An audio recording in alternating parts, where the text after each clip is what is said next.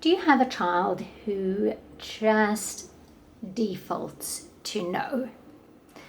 Do you want to go to the park? No. Would you like to put your shoes on? No. Would you like an ice cream? No. Or maybe your child is one who has a complete meltdown when asked to do the simplest of tasks, get ready for school or come and have your breakfast. Or maybe it's that you're struggling with a child who does not respond to the normal rewards, consequences, the things that generally keep other children in line. Maybe they just don't respond to those.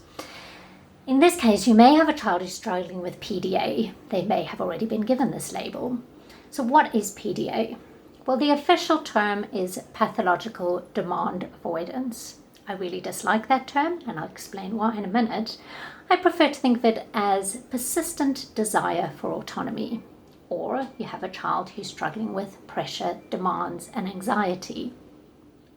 So PDA, the general term, I don't like that it's pathological, because I think this is actually a normal response, a normal human response when the demands of the environment exceed what the nervous system is capable of dealing with.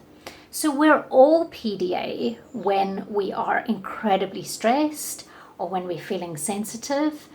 And this could be for a number of reasons. You could be more sensitive because you're neurodiverse, or just a highly sensitive person, or gifted, or it could be that there's just an incredible amount of demands on you at the moment. And when we think of our children and we think of how many demands they have every day at school and at home, they're constantly being told what to do and what not to do.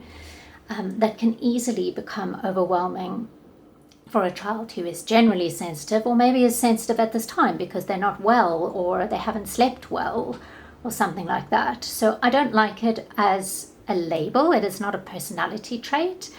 And I don't like the fact that it's called pathological, because I think it's really normal. I think of myself at the end of a really busy, stressful day. If somebody says to me, "Can you unpack the dishwasher?" I can have a full meltdown myself. So I think this is a normal response for children who have a lot of demands on them. So I guess everybody wants to know, then what do we do? Because the normal stuff doesn't work. So I would say the one thing that really works is something called low demand parenting. And if you want to know more about that, please do all the normal social media stuff, like, follow, subscribe, whatever it is.